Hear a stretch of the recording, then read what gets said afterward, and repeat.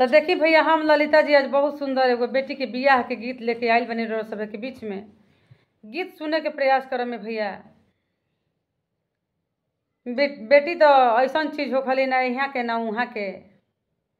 सुनम गीत तक ले जा फाड़ जाई। कैसे बेटी के एगो बाप विदा करताने, कैसे कह कह के पुकार करती है बेटी अपना बाप से। कहती है का कहती है बेटी,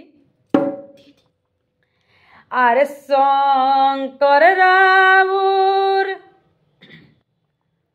गलियाए बाबा, शंकर रौरी दुआर।